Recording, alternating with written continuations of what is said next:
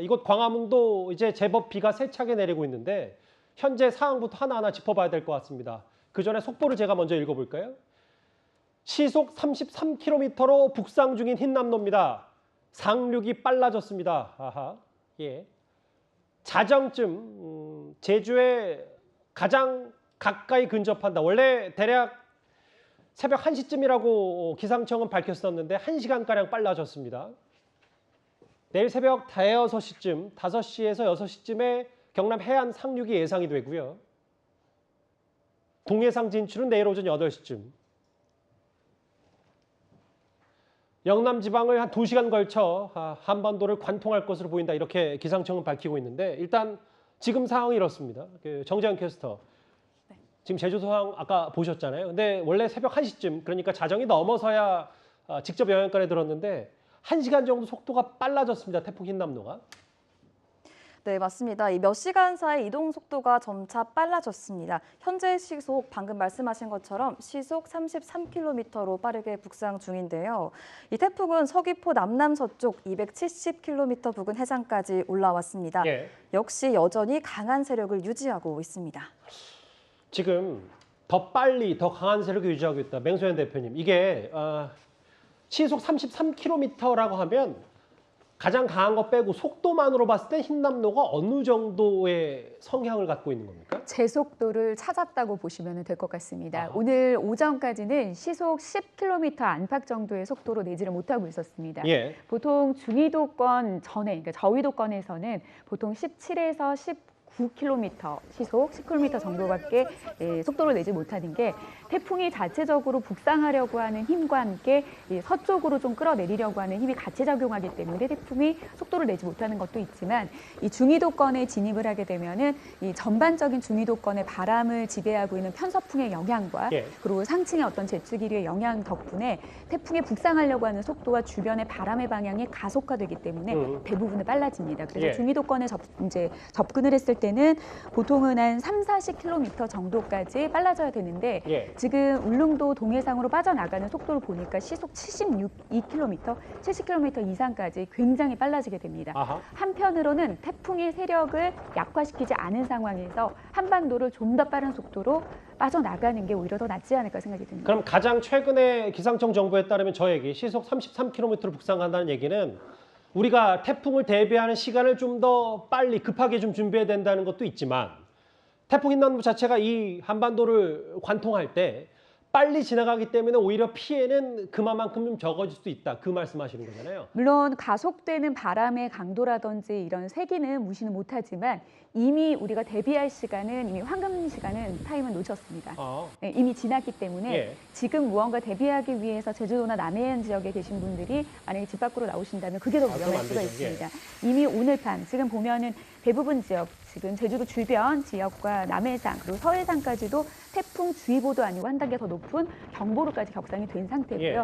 그리고 그 밖에 남부 대부분의 내륙 지역과 동해 지역까지도 태풍주의보가 발효가 됩니다. 그러니까 이 말은 태풍이 직접적인 영향권에 들었기 때문에 차라리 태풍이 시작이 된 이후에 빠른 속도로 그게 낫다, 한반도를 차라리. 관통하고 나가는 것이 훨씬 더 적은 피해가 나지 않을까 생각이 듭니다. 그러니까 원래 흰남노의 속도가 좀 늦었었는데 제속도를 찾았고 그렇죠. 앞으로 내륙을 관통하면서 더 빨라질 가능성이 있다. 맞습니다. 근데 통상 내륙을 관통할 때는 좀 천천히 가는 태풍들도 있는데 또 흰남노는 또 그거와 또 성격이 다른 것 같고요. 워낙 크기도 크고 막강한 세력을 가지고 아. 있습니다. 시속 33km. 이제 본인 태풍 제속도를 찾았다는 얘기인데요. 저희가 조현진 기자 연결해서 제주 상황을 좀 짚어봤지만 제주도 상황을 좀 더 자세히 알아보고 싶어서요. 저희 뉴스탑10 제작진이 현장 CCTV를 활용해서 이 시각 제주의 모습을 바로 하나 만나보겠습니다. 그러니까 제주 서쪽에서 동쪽으로 서너 개의 CCTV를 볼 겁니다. 먼저 제주 서쪽, 남서쪽에 있는 차기도입니다. 해안도로에 지금 돌아다니는 차가 없어요. 운행 중인 차가 없고.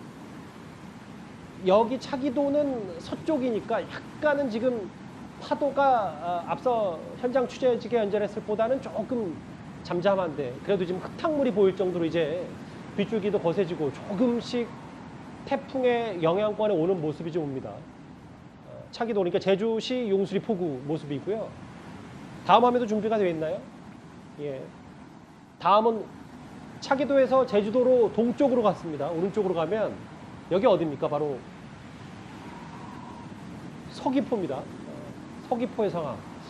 앞서 차기도보다는 좀 파도의 세기가 좀 강하고 법한 폭우인데요. 글쎄 저 화면도 보이는 것처럼 먹구름도 잔뜩 끼었고 파도가 좀 더 거칠어지고 있습니다. 저 멀리 보면 대략 한 육안으로 봤을 때 20-30m 밖으로 보면은 파도의 크기가 심상치 않아서 약간 집채만하다는 표현도 뭐 그리 과장은 아닌 것 같고요. 차기도 서귀포 하나하나 만나봤던 다음 CCTV 볼까요?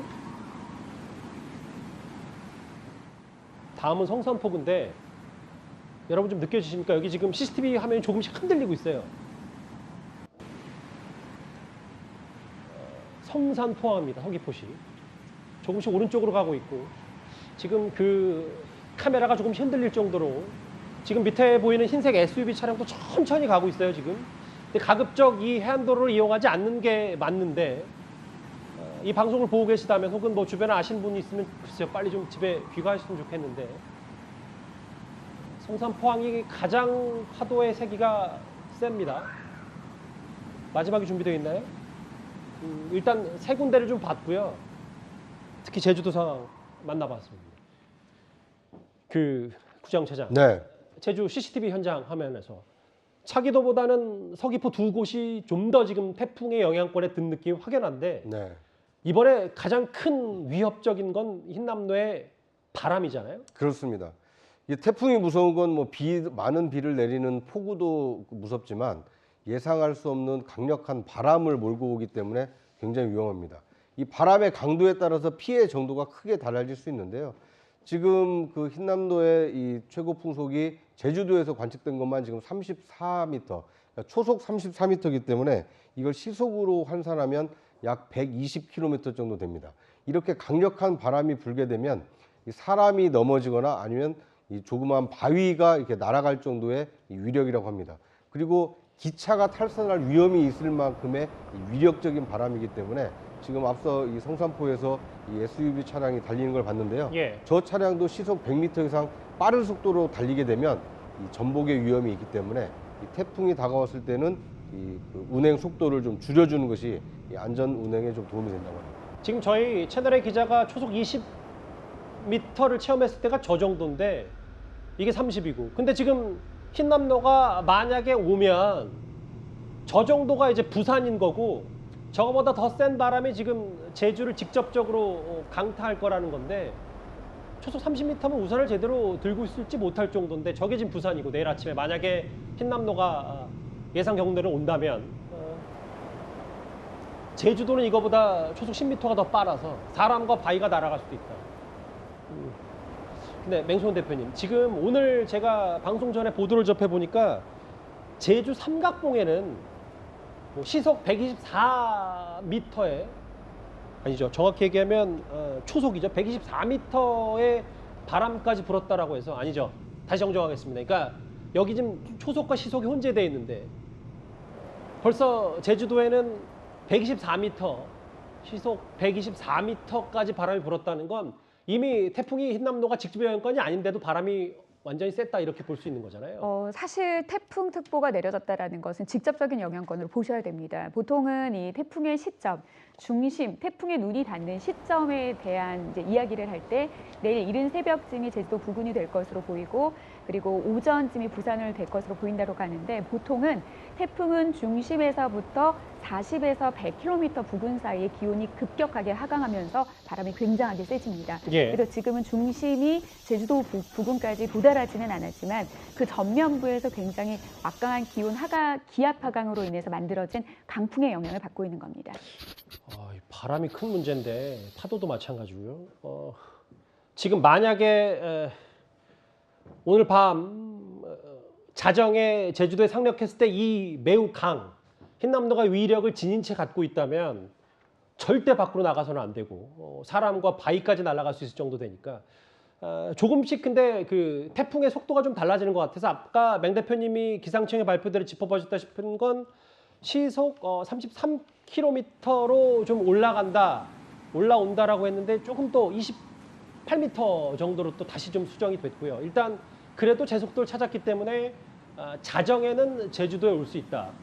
뭐 이렇게 좀 저희가 하면 자정 제주도, 내일 아침 부산, 그리고 통영은 그 전에 오고 이런 예상 경로로 저희가 짐작하면 되겠죠? 네, 그렇습니다.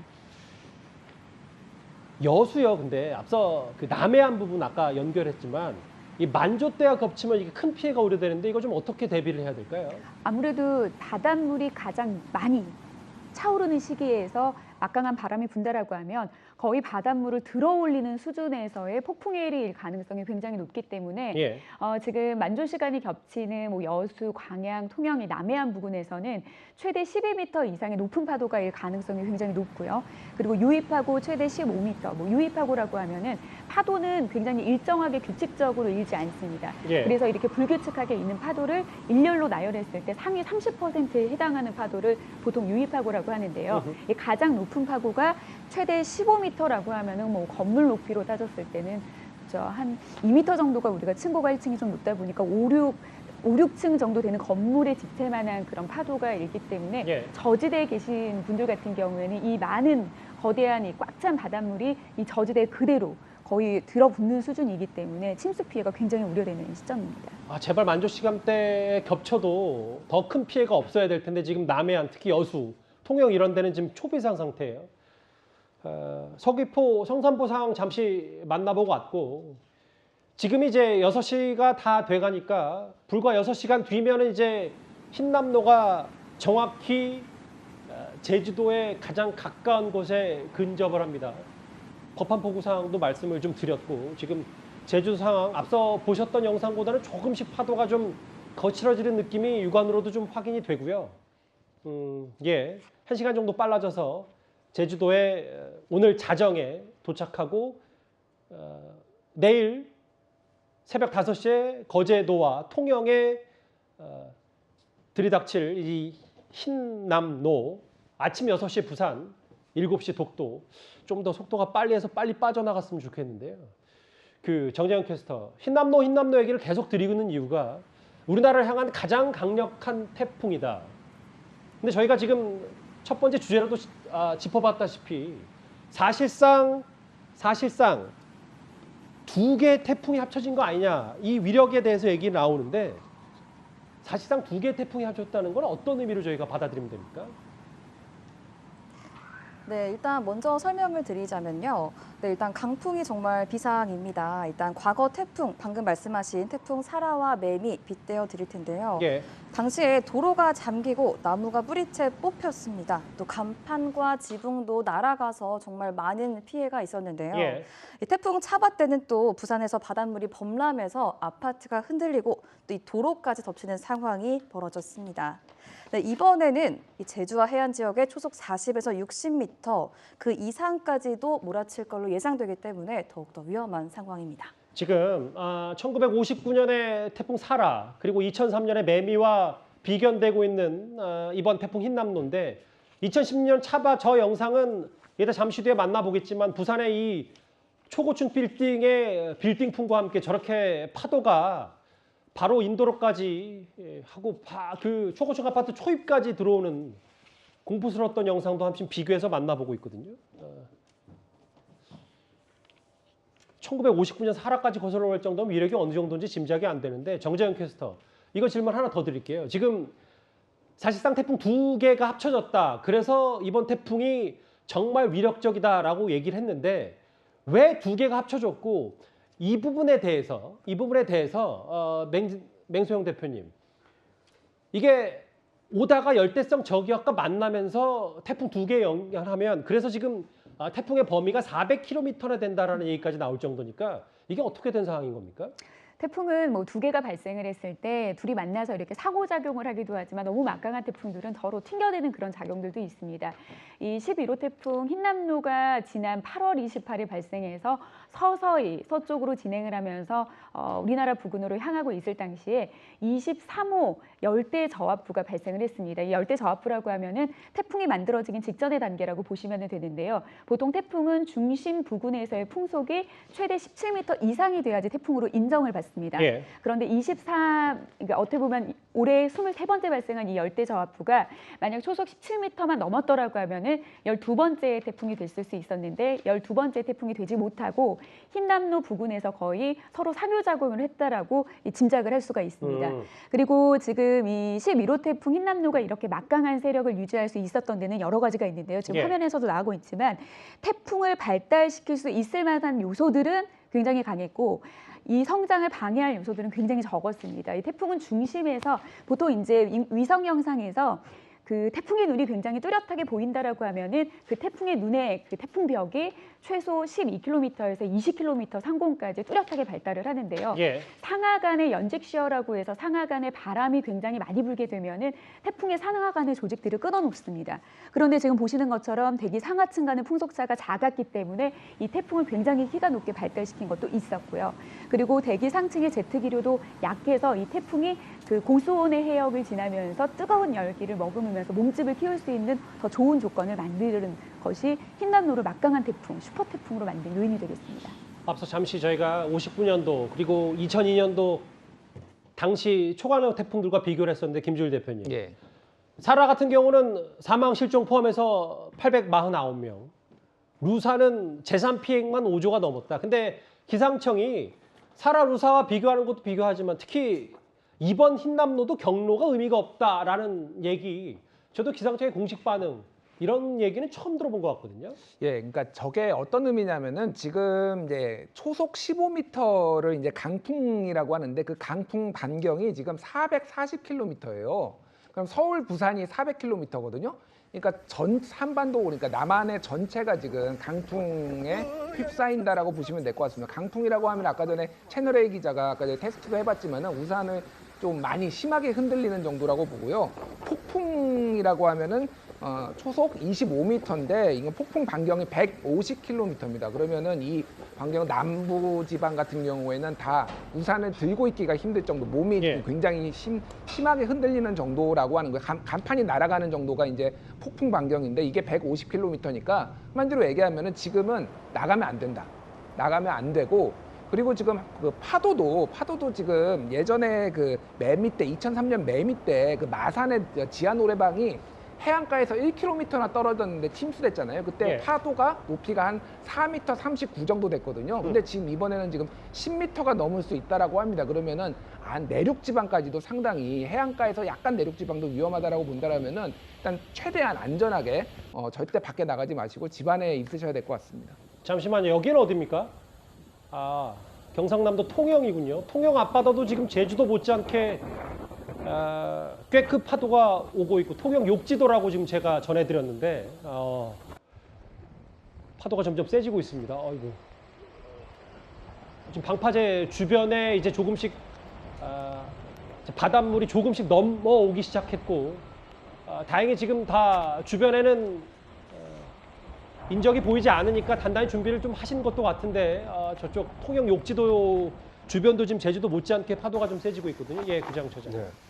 그러니까 지금 내일 그 우리나라 그 남부 해안에 태풍이 근접했을 때 시간이 새벽 5시에서 지금 6시 정도로 예상이 되고 있는데요.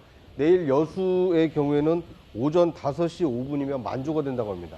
그러니까 물이 가득 찼을 때 태풍이 가장 가까이 다가와서 강력한 바람으로 이 바닷물을 밀어 올릴 수 있기 때문에 이 바닷가 근처에 특히 저지대에 사시는 분들은 이 침수 피해가 우려되기 때문에 여수, 광양, 통영 이렇게 태풍이 지나가는 경로에 있는 이 해안가에 있는 주민분들은 절대 밖에 나가셔서도 안 될 것 같고요. 가급적이면 좀 대피할 수 있다라면 조금 고지대로 이 대피하시는 것도 안전을 위해서 좋은 선택이 아닐까 하는 생각이 듭니다. 그 앞서 저희가 기상청 발표를 시속 33km 속도로 흰남노가 올라오고 있다라고 말씀드렸는데 그거보다는 다소 조금 낮아졌어요. 28km. 근데 맹 대표님 그럼에도 속도는 제 속도를 찾았고 실제로 자정에 제주도에 들어오는 거는 이제 6시간 뒤면은 최근접으로 올라오는 거니까 그러면 저속도로 되면 아침 상황이면 독도로 해서 이제 동이상을 빠져나가는 거고 그 속도 안에 우리가 얼마나 잘 버티고 준비를 철저하냐 이게 좀 관건이겠네요, 결국은. 그렇죠. 사실상 12시간 안에를 12시간도 안 되죠. 그 시간 안에 좀 잘 버티는 게 굉장히 중요한데 이 태풍이라고 하는 거는 중위도권에 진입을 했을 때 굉장히 빠른 속도로 짧게는 3시간에서 6시간 만에 한반도로 관통하거나 주변 지역으로 지나갈 수 있습니다. 예. 그때를 잘 대비를 하셔야 되겠고 태풍이 빠져나가고 나면은 비는 금세 잦아듭니다. 비는 금세 잦아들지만 바람은 끝까지 남아 있어서 태풍이 지나가면서 한반도 안정적이었던 한반도의 그런 기압 배치들을 어느 정도 출렁출렁 흔들어 놓고 갔기 때문에 요게 안정되는 시간까지는 바람은 좀 더 남아있을 수 있다라는 점도 참고하시면 좋을 것 같습니다. 지금 한라산에 기록적인 또 폭우가 쏟아진 것 같고 속보 한번 부탁드릴게요. 윗세오름 얘기가 잠깐 나왔었는데 예. 한라산 주변의 윗세오름 누적 강수량이 419.5mm. 정말 기록적인 폭우입니다. 지금 중부지방도 많은 비가 내려서 서울 강남에 110mm, 강원도 화천도 104mm. 정재현 교수, 앞서 저희가 그 흰남노의 위력적인 바람 얘기를 좀 주로 해봤다면 비도 무시할 수 없는데 앞으로 예상 강우량, 그 수도권 중심으로 혹은 뭐 부산, 제주 어느 정도 비가 더 올 거라고 예상이 되고 있죠? 네, 일단 정말 많은 비가 내렸습니다. 나흘 동안 기록적인 폭우를 기록했는데요. 오늘부터 내일까지 예상 강수량 전국적으로 100에서 300mm로 예측되고요. 최대 300mm. 네, 하지만 최대가 아닙니다. 왜냐하면요. 예. 이 제주도 산지에는 600mm 이상 내릴 걸로 예상되고요. 이 예. 남해안과 경상 동해안 그리고 제주도, 지리산 부근, 울릉도 독도에는 약 400mm 이상의 폭우가 쏟아질 전망입니다. 예. 이때 집중 강수가 정말 위험합니다. 잔잔히 천천히 오는 것이 아니라 집중적으로 호우의 성향을 갖고 있기 때문에 더욱더 주의가 필요합니다. 예. 제주도에는 최대 600mm까지 올 수 있고 600mm. 수도권은 300mm의 많은 비가 올 수 있으니까 지금 강남이 110mm가 왔다면 앞으로 좀 더 많은 비가 오늘 저녁부터 내일 아침까지 쏟아질 수 있고요. 비 그리고 이 바람까지 지금 흰남노의 위력을 조금씩 실망하고 있습니다. 맹소연 대표님, 이제부터 그림 하나를 볼 텐데 미국 나사에서 우주항공국에서 찍은 이 태풍 흰남노의 영상이 글쎄요, 이걸 어떻게 표현할지 누군가는 너무 깨끗할 정도로 태풍의 눈이 확연하고 위력적인 태풍을 저렇게 항공사진, 우주 항공사진에서 실감할 수 있다는 것도 이 흰남노의 위력을 다시 한번 알아볼 수 있는 것 같아요. 그렇습니다. 태풍의 눈이 육안으로 봤을 때 굉장히 뚜렷하게 발달할수록 굉장히 태풍이 큰데요. 태풍이 강도가 강한 거죠. 그리고 주변 지역으로 이렇게 나선형으로 그림상으로 봤을 때는 굉장히 이뻐 보입니다. 이렇게 겹겹이 만들어진 이 구름들이 태풍의 규모를 실감하게 만들 수가 있고요. 그래서 지금은 초속 15m의 바람의 반경, 간판이 날아다닐 수 있는 그런 바람의 반경이 반경으로 따졌을 때 430이라고 하면은 한반도를 다 뒤덮고도 남을 정도의 바람의 반경, 거센 바람을 지금 동반하고 있고요. 그리고 지금 서울 지역 쪽에 많은 비가 내리는 게 저렇게 거대한 태풍이 지금 회오를 치면서 소용돌이를 치면서 서울 경기 지역에는 또 상층에도 차고 건조한 공기가 머물러 있거든요. 그래서 서울 경기 지역에는 이 차고 건조한 공기에 불안정까지 더해지면서 많은 비를 지금 전국적으로 뿌리고 있습니다.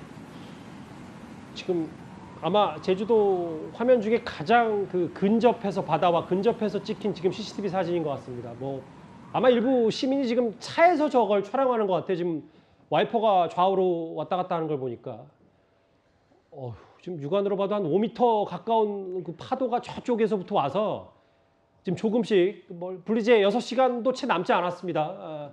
흰남노의 상륙 제주도 최근접이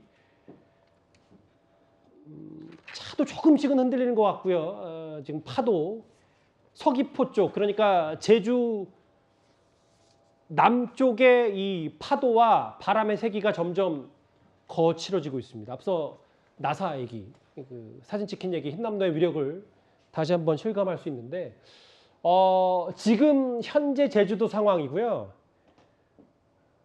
지금 파도가 방파제에 부딪히고 이 지금 사진을 지금 영상을 찍고 있는 그 차량 쪽으로 유튜버 쪽으로 지금 오는 것 같은데 이 유튜버도 글쎄요 안전 대비는 철저히 하고 이걸 좀 찍어야 될 것 같은 걱정도 좀 동시에 드는데요, 제가. 예, 제주도 지금 상황입니다. 그리고 지금부터 보실 영상은 흰남노가 이미 다녀간 그리고 지금도 영향을 받고 있는 일본 오키나와 상황을 지금부터 만나볼 겁니다. 저희가 이 정확한 장소와 시점은 알 수가 없습니다. 이게 SNS에 공개가 된 이 영상들이기 때문에 물론 추정이긴 한데 구자욱 네. 차장 지금 이게 어제 오키나와를 강타했던 흰남노의 위력이랍니다.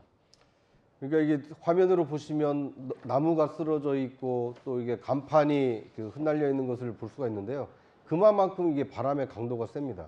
그러니까 나무의 경우에는 이 위에만 이 바람이 불어도 아래에 있는 뿌리가 튼튼하게 버텨주면 넘어지지 않을 수 있는데 그런 뿌리를 그 뿌리에 그 버티는 힘을 이겨내고 이 나무를 쓰러뜨릴 만큼 이 바람이 강하다 이걸 좀 볼 수가 있을 것 같고요. 예.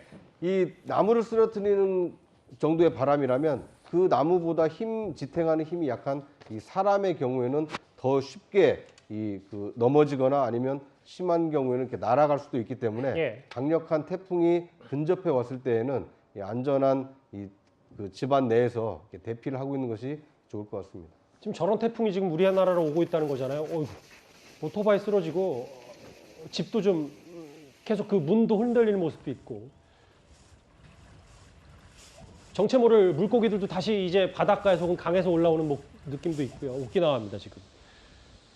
뭐 사람, 뭐 자동차 할 것 없이 나가면 절대 안 되고 특히 지금 제주도에서 지금 이 뉴스탑10 시청하시고 있는 분들 앞서 제주도의 서귀포 성산읍 폭우들 저희가 현장 영상들을 보여드렸는데 절대 지금 외출하시면 안 됩니다. 다시 한번 말씀드립니다. 지금 이게 제주도 상황이거든요.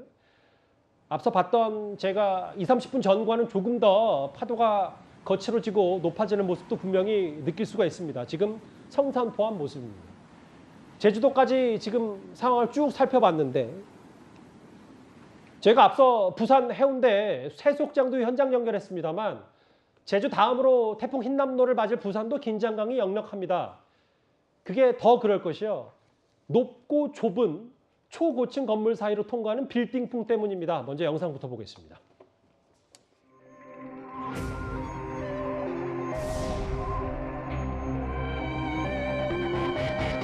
이런 일로 사람이 다치고 죽는구나 하는 생각을 조절하게 됐어요. 기기 같은 거 다 없애가지고 철수해버리고 문을 닫아놓고 태풍이 지나가기를 기다리고 있는 그런 상태입니다.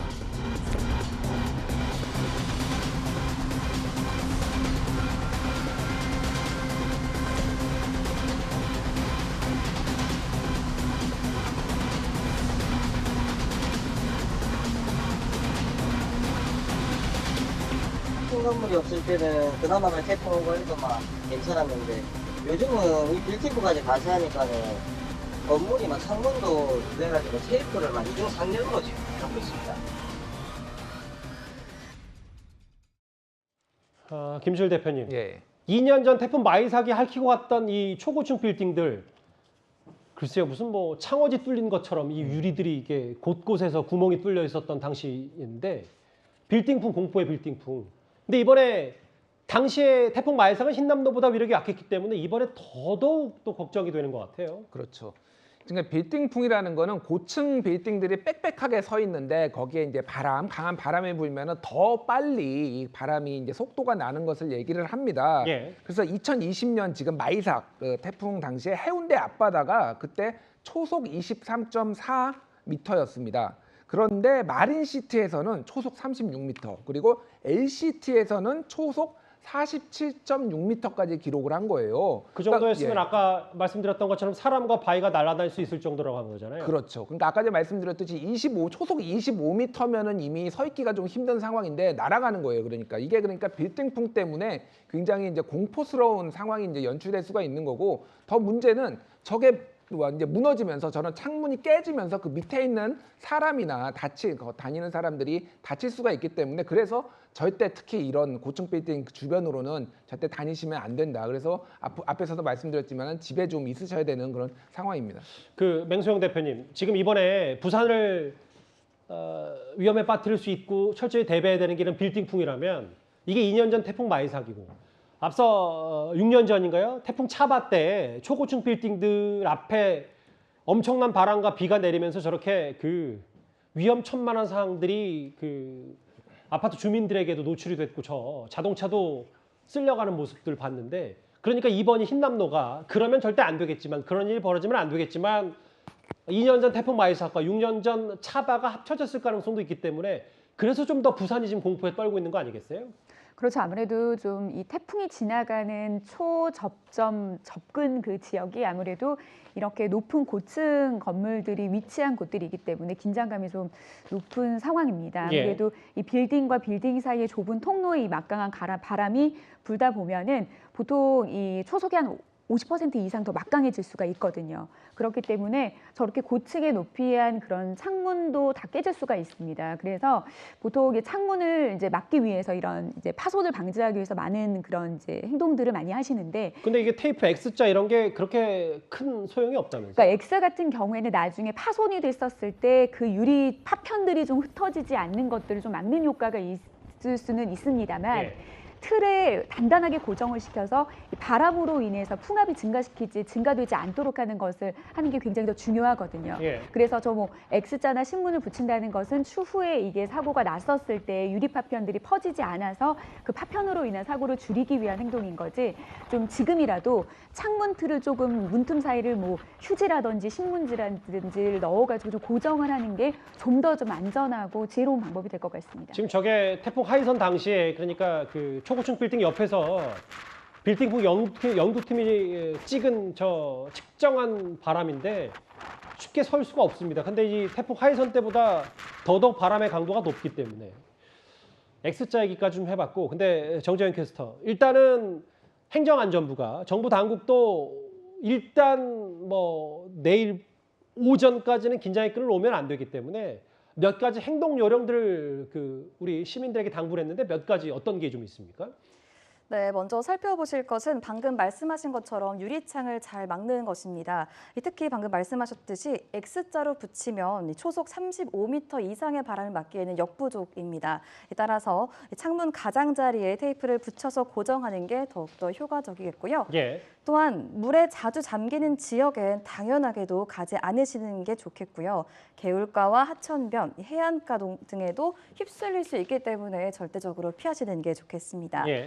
또한 이 대비에 창문과 더불어서 식당 등의 입간판도 요즘 많이 보입니다. 그렇죠. 하지만 간판과 천막 등이 날리면 더 큰 피해를 초래할 수 있고 또 그에 대한 부상도 초래할 수 있으니까요. 단단하게 고정하거나 실내로 들이는 것이 좋겠습니다. 예. 지금 현재 수도권 해안가로도 지금 강풍주의보가 발표돼 있고요. 충남 해안가로는 강풍 예비특보가 발표됐습니다. 이 지역에선 더욱더 주의해 주시길 바라겠습니다. 제가 한번 더 설명을 추가로 드릴까요? 이미 제주도에 계신 분들은 단단히 다 채비를 준비를 하셨을 테고, 부울경 그러니까 부산, 울산, 경남 쪽에 지금 흰남노의 직접 영향권에 들 수 있는 지역에 사시는 분들은 X자 테이프보다는 사면 고정이 더 효과적이다, 이 강풍에. 그리고 창틀에는 우유값과 신문으로 고정했으면 좋겠다. 이거 꼭 염두에 두시고 일단 외출 안 하시는 게 좋기 때문에 주변 뉴스를 좀 잘 살피시고 그게 제일 중요할 것 같아요. 이렇게 각자 개인 행동 요령을 알려드렸다면 지금 지자체에서도 사실 이번 흰남노의 그 피해를 막기 위해서 시작부터 안간힘 쓰고 있습니다. 구자용차장. 네. 마산에서는요, 지금 보니까 꽤 큰 방제 언덕까지 실제로 좀 준비를 했더라고요. 네. 그러니까 2003년 그 태풍 매미가 왔을 때 이 파도가 그 방파제를 넘어서 이 침수가 굉장히 크게 일었었거든요.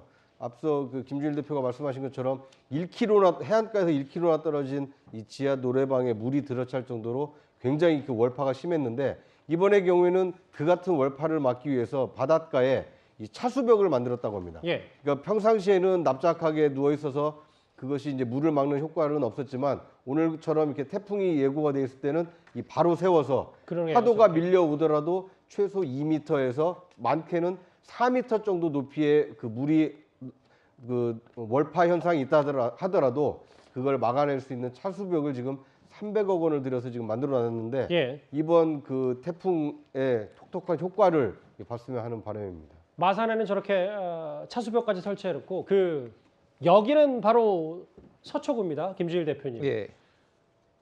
글쎄요. 가장 최근에 있었던 중부지방의 집중호우 때 강남이 물난리 난리도 아니었는데 이번에 서초구, 그러니까 지자체별로도 이런 그 방수판이라든지 배수로에 좀 철저히 대비하는 것 같더라고요. 그렇죠.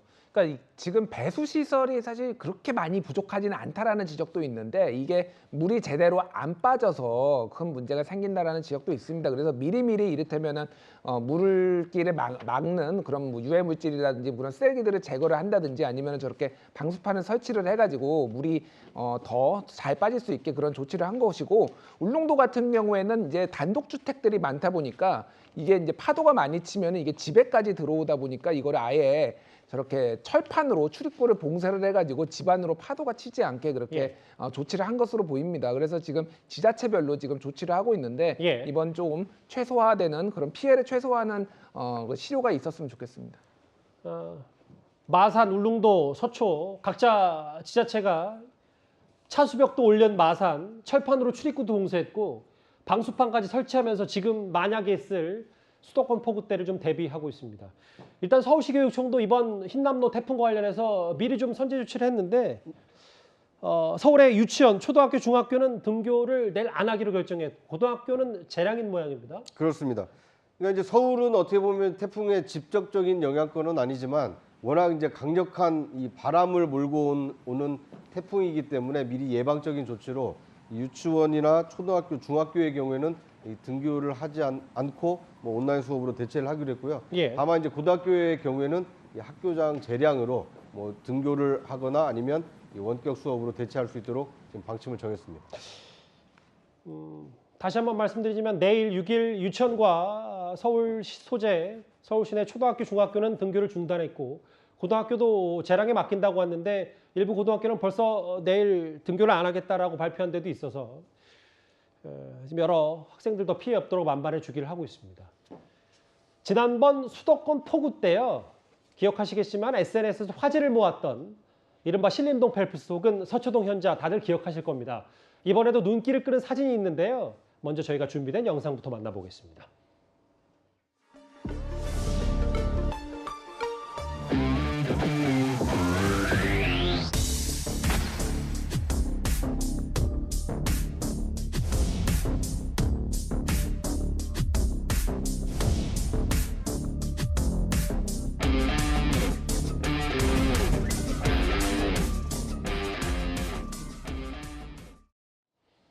오늘은 이 사진 하나가 태풍 흰남노와 함께 화제가 됐어요. 구자영차죠. 네.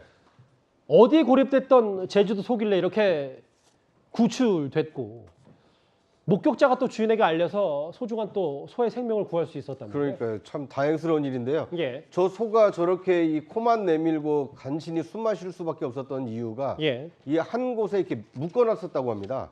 그러니까 만약에 소가 묶여있지 않았다라면 이제 다른 지역으로 뭐 이렇게 헤엄을 쳐서 조금 이동을 할 수도 있었을 텐데 묶여 있다 보니까 물은 차오르고 숨은 쉬어야 되겠고 그래서 이 코만 이 지상으로 내민 채 간신히 숨을 쉬고 있었는데 마침 이것을 목격한 이 목격자가 주인에게 알려서 이 재빠르게 이 소에 묶인 것을 풀어서 좀 구출을 해냈다고 합니다. 예. 고립됐던 제주소도 지금 거의 콧구멍만 내밀고 있었는데 다행히 생명을 건졌습니다. 그만큼 제주도가 오늘 비 피해가 많았고 위중한 상황이었는데 태풍 관련해서 또 여러 글쎄요 시민 의식이 좀 떨어진다라는 일부 얘기들도 좀 있어서 실제로 이런 얘기가 있더라고요. 1시간 정도 패들보트를 즐겼다. 일부 시민이 이것 때문에 정부 당국의 제재도 받고 좀 눈살을 찌푸리게 한 사건도 있었더라고요. 예, 여수에서 있었던 일인데요. 이제 4일 오후 2시쯤에 여수에서 지금 저렇게 기상특보가 지금 내려진 상황인데도 불구하고 저 패들보트를 즐겨서 경찰에 지금 신고 조치가 들어갔습니다. 그래서 지금 수상레저 안전법에 따르면은 기상특보가 발효된 구역에서는 수상레저기구 운항을 금지를 하고 있고 100만 원 이하의 과태료 처분을 받거든요. 그러니까 뭐 100만 원 이하 과태료가 문제가 아니라 만에 하나 저 사람이 다치거나 실종되거나 그러면은 또 많은 공무원들이 동원이 돼야 되고 다른 것들을 대비를 해야 되는데 그걸 못 하게 되잖아요. 그러니까 이런 것들을 뭐 본인은 몰랐다라고 주장을 하고 있지만은 좀 상식이 있다라고 한다라면은 이런 데서 기상특보가 내려졌으면 당연히 안 해야 된다라고 생각을 하고 다른 분들도 조금 주의를 하셨으면 좋겠습니다. 패들보트는 뭐 레저 활동이라고 해도 뭐 참작한다 그렇다 치는데 이 부분이요. 태안 산지의 기상 악화로 인한 조업 즉시 선착순 발송했다. 목숨 걸고 조업에 임할 계획이 하오나 이게 무슨 얘기입니까, 구재영 씨? 네. 그러니까 이제 서산 뭐 태안 하면은 이제 꽃게로 굉장히 유명하지 않습니까? 예. 또 이제 이번 주가 이제 그 추석 연휴가 시작되는데 그러다 보니까 이 태안의 특산물인 꽃게를 주문한 분들이 많았던 모양입니다. 예. 그런데 이 밀려드는 그 주문량을 맞추기 위해서는 이제 조업을 해야 되는데 지금은 이제 태풍 특보 때문에 조업을 하기가 좀 어려운 상황 아닙니까?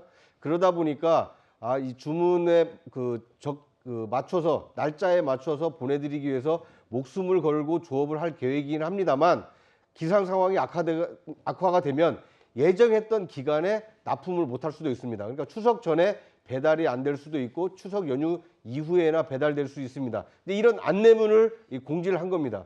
그런데 이 공지문을 본 많은 그 소비자분들께서 아니 지금은 사람 목숨이 더 중요하지 맞아요. 추석 연휴에 꼭 꽃게를 배달받아서 먹어야 되겠느냐. 그러니까 목숨 걸고 조업하지 마라. 오히려 좀 위로의 말씀을 더 많은 소비자들이 건넸다고 합니다. 그러게요. 지금은 뭐 조업이 중요한 게 아니라 안전한 데 대피해서 좀 태풍 피해가 없도록 각별히 유의하는 게 더 중요할 텐데 김지일 대표님 또 예. 하나요.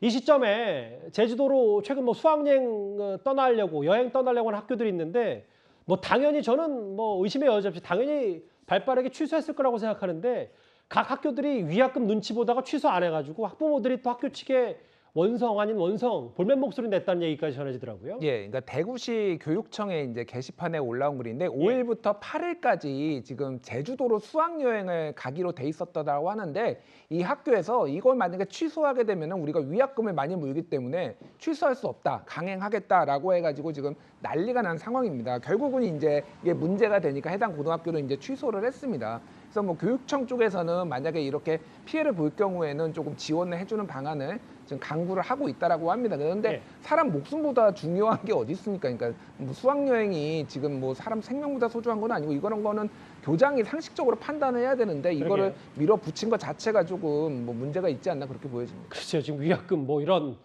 학생들 안전이 더 중요한데 눈치 보다가 또 학부모들이 대구의 한 학교에 여러 볼멘 소리를 쏟아냈다 이 얘기까지 전해드렸습니다. 그 태풍 흰남노와 관련된 여러 SNS에 화제가 되고 있는 일을 한 번씩 모아봤습니다. 사건 사고 소식 만나봤고요. 정부 당국도 초비상입니다. 오늘 아침 윤석열 대통령이 녹색 민방위복을 입고 출근을 했는데요. 출근길 질의응답 약식 기자회견에서 여러 가지 얘기를 했습니다. 일단 그 목소리 듣고 오겠습니다.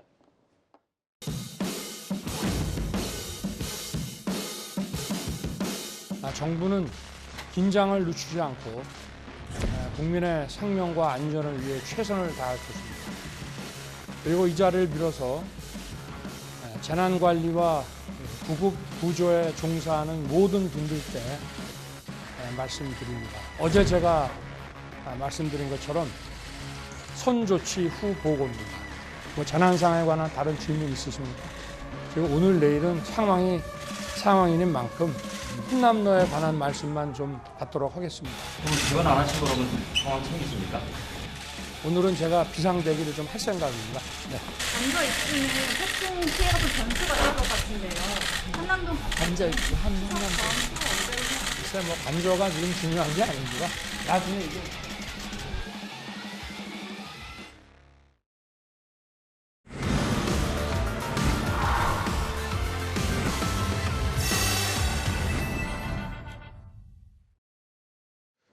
예, 김재현 의원, 김민전 교수 이 두 분과 이제부터 흰남노와 관련된 정부 당국의 대응, 정치권 얘기 좀 살펴보겠습니다. 먼저 김민전 교수님.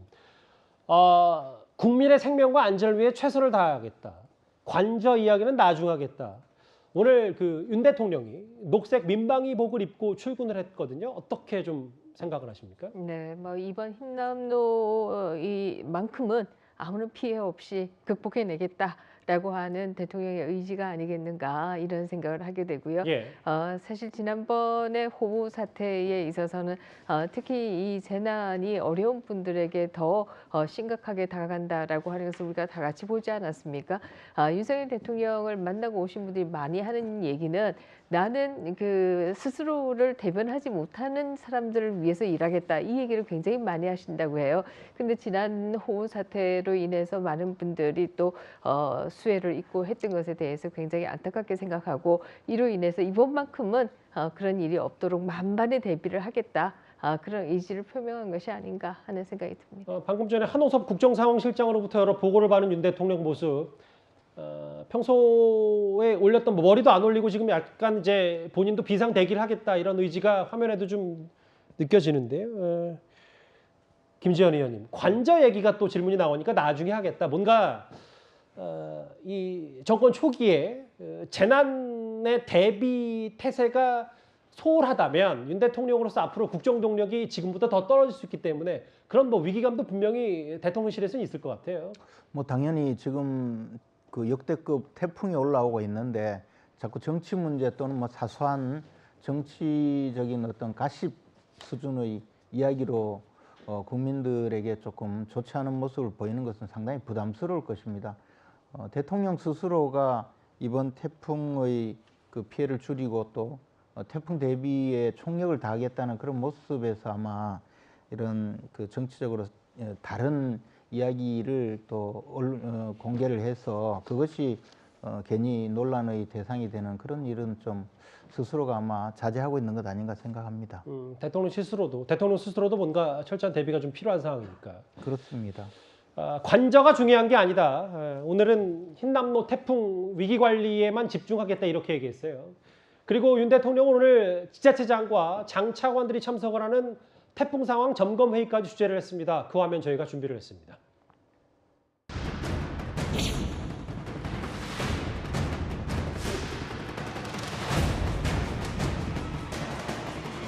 필요한 선 조치를 즉각 실시간으로 하고 사후 보고하는 방식으로 대응을 해야 될 것이고 태풍이 지나간 후에는 즉각적인 피해 복구 이런 것들이 이루어져야 할 것입니다. 재난은 늘 사회적 약자에게 더 큰 피해와 고통으로 다가왔습니다. 저도 끝까지 상황을 챙기겠습니다.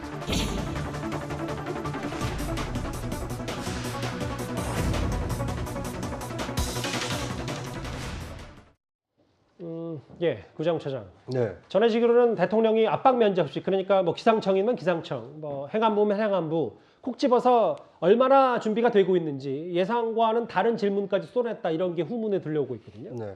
저는 이번 그 흰난도에 대한 그 대처가 대통령 윤석열 정부의 어떤 국정 운영에 대한 어떤 실력을 가늠할 수 있는 중요한 좀 이 지렛대 역할을 할 수 있지 않나 하는 생각이 듭니다. 이 선제 대응을 주문을 했었고요. 그리고 이 선 조치하고 후 보고해달라. 그러니까 보고 때문에 조치의 이 골든 타임을 놓쳐서는 안 된다라는 주문을 했기 때문에 뿐만 아니라 이 중앙 부처뿐만 아니라 지방 정부까지도 태풍의 대비를 충분히 해서 이 국민의 생명과 이 재산을 지키는데 좀 힘을 모으자. 상당히 좀 중요한 이 윤석열 대통령으로서는 중요한 그 계기가 되지 않을까 하는 생각이 듭니다. 그래서 그런지 몰라도 지금 자막에 나오는 것처럼 윤 대통령이 오늘 용산 대통령실에서 철야 비상대기를 하기로 했습니다. 지난달 기록적인 폭우가 수도권에 내렸을 당시에 대통령이 상황실에 머물지 않고 퇴근했고 자택에서 보고받은 걸 두고 당시 야당에서 비판의 목소리가 있었는데요. 화면을 저희가 준비했습니다.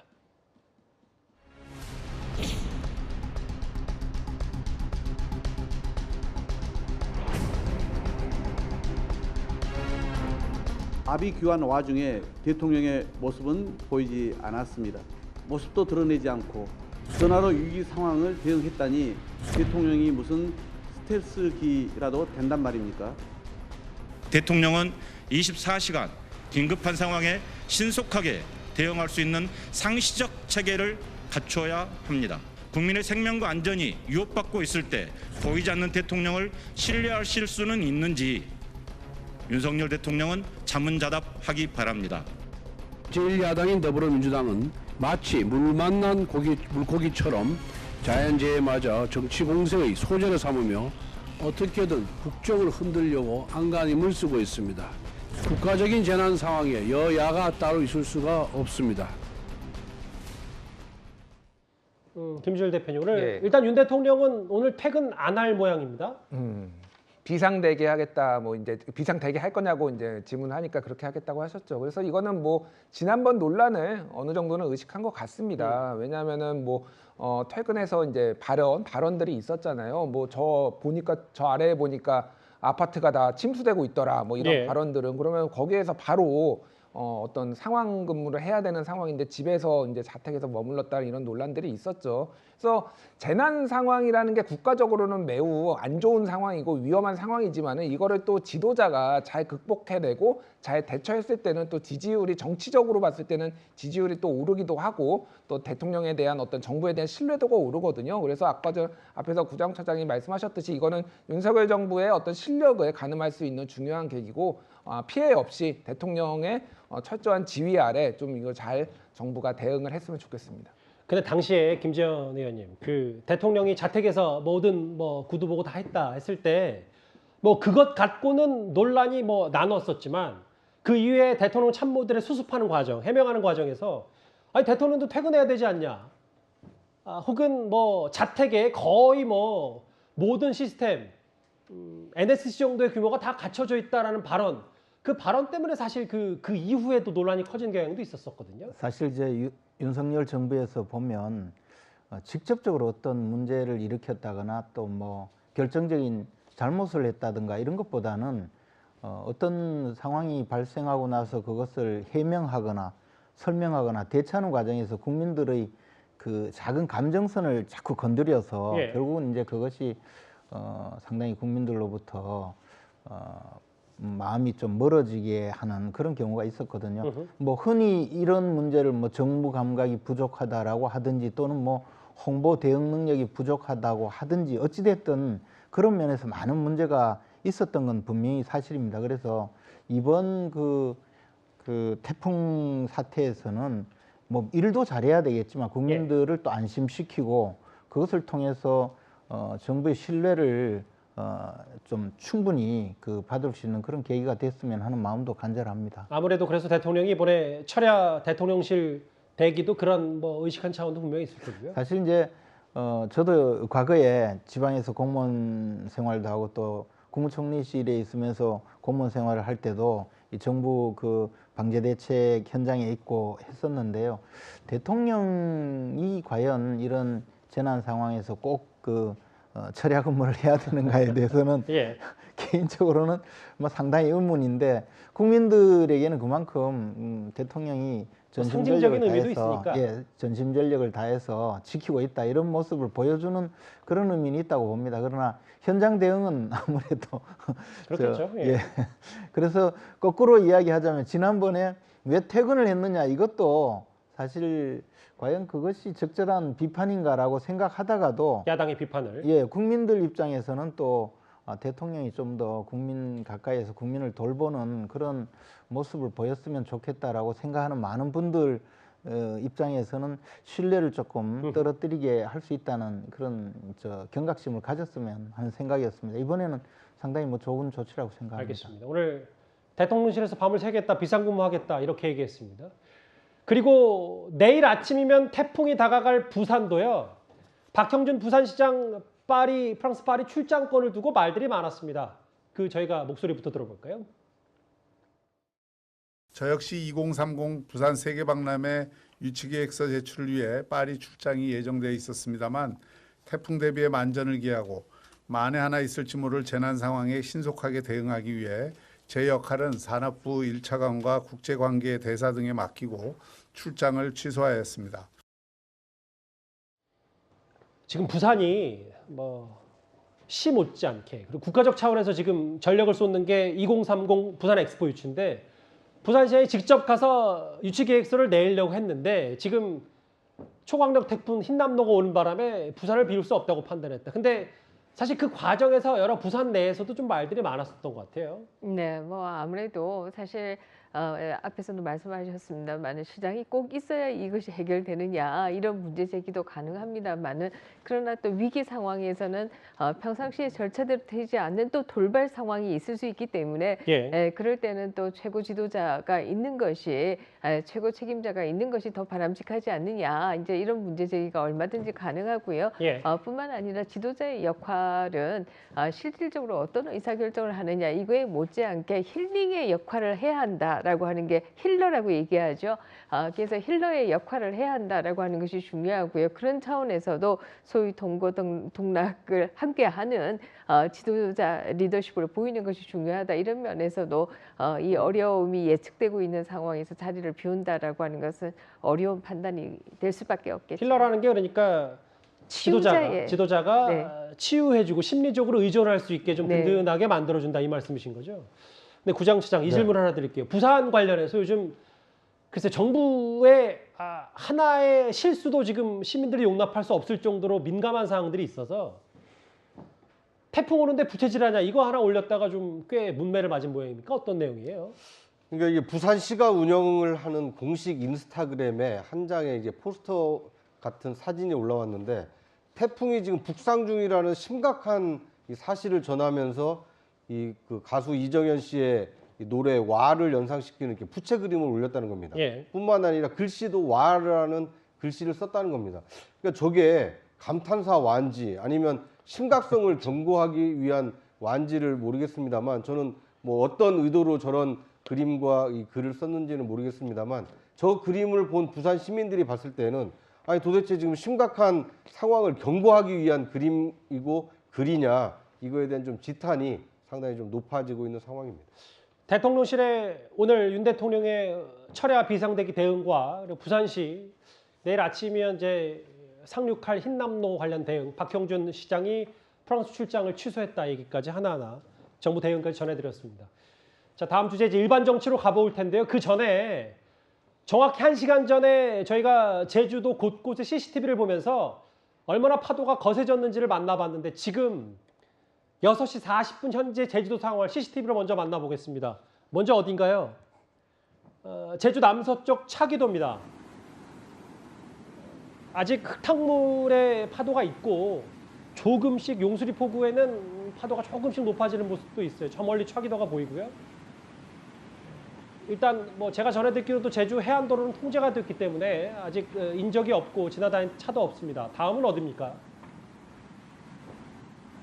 다음은 서귀포시 법환포구입니다. 아까보다 더 파도가 세졌는데요. 지금 방파제를 넘나들고 이제 저 멀리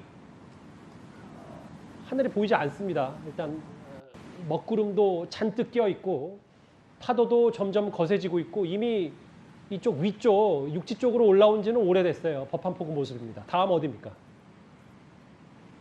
마지막 송산포구가 가장 지금 태풍 흰남노의 영향을 실감하는 건 아닌가. 이 CCTV 카메라에도 이제 그 물기가 많이 묻어서 뿌옇게 보이는 것도 있고요. 좀 파도가 좀 거칠어지고 있습니다. 지금 현재 시각 6시 42분이니까 기상청 발표로는 정확히 자정에 최근접한다 흰남노가 이렇게 얘기하고 있거든요. 파도가 점점 세지고 있는 제주도 CCTV 화면 저희가 차기도부터 이곳 성산포항까지 차례로 전화드렸습니다. 이제 5시간여 정도면 제주도에 근접하는 흰남노 상황입니다.